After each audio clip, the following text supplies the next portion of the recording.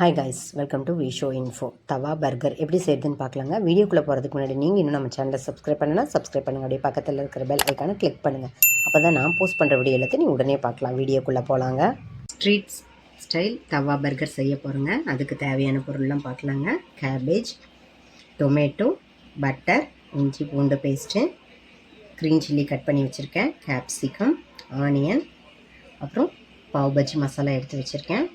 இது விருப்பம் இருந்தால் நீங்கள் சேர்த்துக்கோங்க, விருப்பம் இல்லைன்னா ஸ்கிப் பண்ணிவிடுங்க. அப்புறம் சால்ட்டு, சில்லி பவுடர், இன்னும் வேறு உங்களுக்கு மசாலா பிடிச்சாலும் சேர்த்துக்கலாம். நான் செய்ய போகிற ஸ்டைலில் உங்களுக்கு காமிக்கிறேன். அப்புறம் பன்னீர் நீங்கள் நல்லா க்ரஷ் பண்ணி போட்டாலும் சரி, அங்கங்கே இந்த மாதிரி பீஸ் மாதிரி தெரிகிற மாதிரி போட்டுட்டாலும் சரிங்க. அப்புறம் சீஸ் ஸ்லைஸ் எடுப்போம். அது இப்போ நம்ம ஸ்டெப் பை ஸ்டெப்பாக ஒவ்வொன்றா எப்படி பண்ணுறதுன்னு பார்க்கலாங்க. பண்ணை வச்சு தான் நம்ம செய்ய போகிறோம். தவா பர்கருக்கு உள்ளே வைக்கிற ஒரு மசாலா ரெடி பண்ணுங்க. இப்போ அது எப்படி செய்கிறதுன்னு பார்க்கலாம். இப்போ நான் ஒரு டீஸ்பூன் பட்டர் சேர்த்துக்கிறேன். நீங்கள் இந்த இடத்துல ஆயில் கூட சேர்த்துக்கலாம். தவா ரொம்ப சூடாக இருக்கிறதுனால அப்படியே புகை வருதுங்க. இப்போ இது நல்லா ஒரு நிமிஷம் மெல்ட் ஆகட்டும். நம்ம க்ரீன் சில்லி கட் பண்ணி வச்சுருக்கோம், அதை சேர்த்துக்கலாங்க. நீங்கள் விதையை எடுக்கிறதுனாலும் சரி, விதையோடு சேர்த்தாலும் சரி, அது உங்கள் சாய்ஸ் தான். அடுத்தது இஞ்சி பூண்டு பேஸ்ட்டு சேர்த்துக்கலாங்க.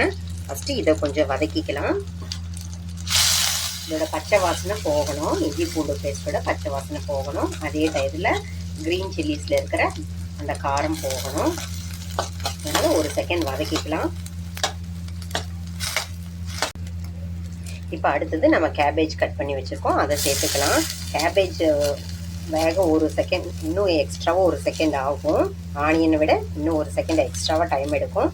அதனால் இப்போ நம்ம அதை சேர்த்து ஒரு நிமிஷம் வதக்கிக்கலாம். பாருங்க, ஒரு செகண்ட் நம்ம கேபேஜை வதக்கிட்டோம். இப்போ இந்த ஸ்டேஜில் நம்ம கட் பண்ணி வச்சிருக்கிற ஆனியனை சேர்த்துக்கலாம்.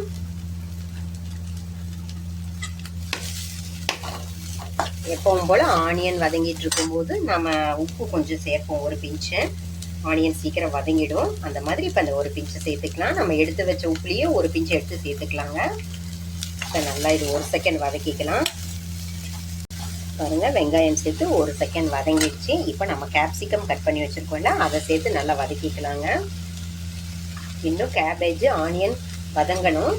இப்போ நம்ம ஸ்டெப் பை ஸ்டெப்பாக ஒவ்வொரு நிமிஷம் கேப் விட்டு சேர்க்கறதுனால கரெக்டாக பக்குவமாக வதங்கி வந்துடுங்க. இப்போ இது ஒரு செகண்ட் நல்லா வதங்கட்டும். பாருங்க, இப்போ நம்ம கேபேஜ், ஆனியன், கேப்சிகம் இதெல்லாம் சேர்த்து ஒவ்வொரு செகண்டாக கேப் விட்டு வதக்கிட்டு இருக்கோம். இப்போ அடுத்ததான் நம்ம கட் பண்ணி வச்சிருக்கிற டொமேட்டோவை சேர்த்துக்கலாங்க. டொமேட்டோ உங்களுக்கு கம்மியாக வேணாலும் போட்டுக்கலாம். இன்னும் ஜாஸ்தியாக பிடிக்கும் அப்படின்னா தாராளமாக சேர்த்துக்கலாங்க. நான் எடுத்துருக்கிற அளவுக்கு நான் சொல்கிறேன். இப்போ இதை சேர்த்து நல்லா ஒரு நிமிஷம் வதக்கிக்கலாங்க. பாருங்க, நம்ம சேர்த்ததெல்லாம் நல்லா வதங்கிடுச்சு. இப்போ நம்ம எடுத்து வச்ச மசாலா சேர்த்துக்கலாம். உப்பு, மிளகாய் தூள் எடுத்து வச்சுருக்கோம், அதை இப்போ சேர்த்துக்கலாம். அதுக்கு அடுத்தது இந்த பாவ் பாஜி மசாலா சொன்னேன், இது இன்னும் எக்ஸ்ட்ரா டேஸ்ட் கொடுக்குங்க. உங்களுக்கு விருப்பம் இருந்தால் சேர்த்திக்கலாங்க. ஏன்னா நிறைய பேர்கிட்ட இருக்காது, இருக்கிறவங்க தாராளமாக சேர்த்துக்கலாம். இப்போ இந்த மசாலாவோட பச்சை வாசனை போக இதை ஒரு நிமிஷம் வதக்கிக்கணும். அதே டயத்தில் இப்போ நம்ம பன்னீர் கட் பண்ணி வச்சுருக்கோம்ல, அதை இப்போ நமக்கு எந்த அளவுக்கு தேவையோ அந்த அளவுக்கு சேர்த்துக்கலாங்க. நிறைய சேர்க்கணுமா கம்மியாக சேர்க்கணுமா அப்படிங்கிற டவுட்டே வேணாங்க. நமக்கு எந்த அளவுக்கு பிடிக்குமோ அந்த அளவுக்கு சேர்த்துக்கலாம். இப்போ இது நல்லா மிக்ஸ் பண்ணிக்கலாங்க. பாருங்க, இப்போ அந்த தவா பர்கருக்கு நம்ம மசாலா ரெடி பண்ணிட்டு இருக்கோம்ல, அதுக்கு இப்போ இந்த சாஸ் ஊற்றணுங்க. இதில் என்னென்ன சாஸ் இருக்குன்னு பார்த்தீங்கன்னா, சேஷ்வான் சாஸ், டொமேட்டோ சாஸ் இருக்குது. இப்போ இது ரெண்டும் மிக்ஸ் பண்ணி தான் நம்ம ஈக்குவல் குவான்டிட்டியில் சேர்த்து மிக்ஸ் பண்ணி வச்சுருக்கோம். இது எவ்வளவு தேவையோ உங்கள் டேஸ்ட்டுக்கு தகுந்த மாதிரி இப்போ சேர்த்துக்கலாம். பாருங்க, இந்த அளவுக்கு சேர்த்துக்கிறேன். ஏன்னா நம்ம அடுத்தது தவா மேலே போட போகிறோம், அதனால் இந்த அளவுக்கு போதுங்க. பாருங்க, கம்ப்ளீட்டாக நம்ம எல்லாம் தேவையான பொருள்லாம் சேர்த்துட்டோம். இப்போ இது கடைசியாக நல்லா மிக்ஸ் பண்ணிவிட்டு அடுப்பு ஆஃப் பண்ணிடலாம். இப்போ நம்ம உள்ளே வைக்கிற ஸ்டப்பை ரெடி பண்ணிட்டோம். இப்போ எப்படி பண்ணை நம்ம ரெடி பண்ண போகிறோம் அப்படிங்கிறத பார்க்கலாங்க. தவா பர்கர் செய்கிறதுக்கு தவாவை ஹீட் பண்ணி வச்சுருக்கேங்க. இப்போ இதில் கொஞ்சமாக பட்டர் சேர்த்துக்கலாம். இப்போ அடுத்ததான் நம்ம சாஸ் மிக்ஸ் பண்ணி வச்சுருக்கோம்ல, அது சாஸ் தேவையான அளவுக்கு சேர்த்துக்கலாங்க.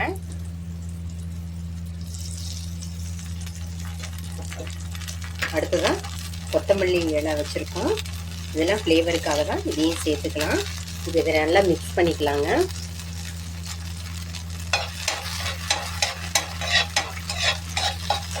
பட்டரோட ஃப்ளேவரில், இந்த சாஸோட ஃப்ளேவரில் சூப்பராக இருக்கும்.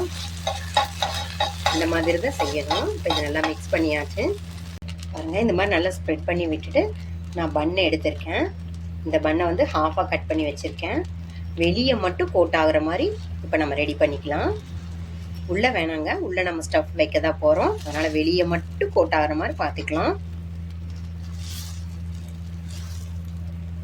அதுக்கு தகுந்த மாதிரி தான் நம்ம இந்த சாஸ் ரெடி பண்ணியிருக்கோம் பாருங்கள். இந்த மாதிரி வெளியே கோட் ஆகிற மாதிரி நம்ம ரெடி பண்ணிக்கலாம். இப்போ இதை எடுத்து பிளேட்டுக்கு மாற்றிக்கலாம்.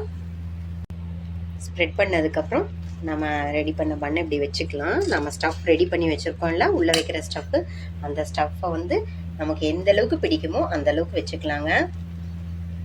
நிறைய பேருக்கு கொஞ்சமாக வச்சாதான் பிடிக்கும், நிறைய பேருக்கு நிறைய வைக்கணும். நமக்கு பிடிச்ச மாதிரி, நம்ம வீட்டில் இருக்கிறவங்களுக்கு பிடிச்ச மாதிரி நம்ம தாராளமாக வச்சுக்கலாம். அதுக்கப்புறம் மசாலாலாம் வச்சுட்டோம். அதுக்கடுத்து சீஸ் ஸ்லைஸ் வந்து இதுக்கு மேலே வச்சுக்கலாம்.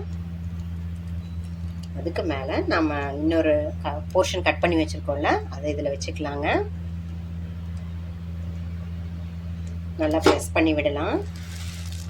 அப்போ தான் நல்லா ஒட்டுங்க. அதுக்காக தான் மெதுவாக நம்ம அழுத்தணும், இல்லாட்டி அப்படியே ரிட்டன் ஆகிடும்.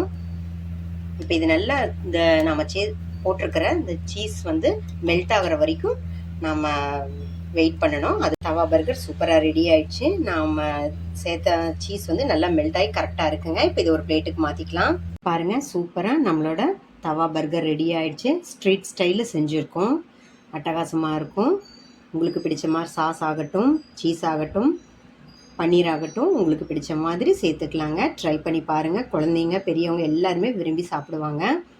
ஸ்ட்ரீட் ஸ்டைல் தவா பிரெட் அப்படிங்கிறதுனால ஸ்ட்ரீட்டில் தான் போய் சாப்பிடணும்னு அவசியம் இல்லை. நம்ம வீட்லேயே பிரமாதமாக செஞ்சு சாப்பிட்லாங்க. ரொம்ப ஈஸி, ஹெல்த்தியாக, வெஜிடபிள்ஸ்லாம் நிறைய சேர்த்துருக்கோம்.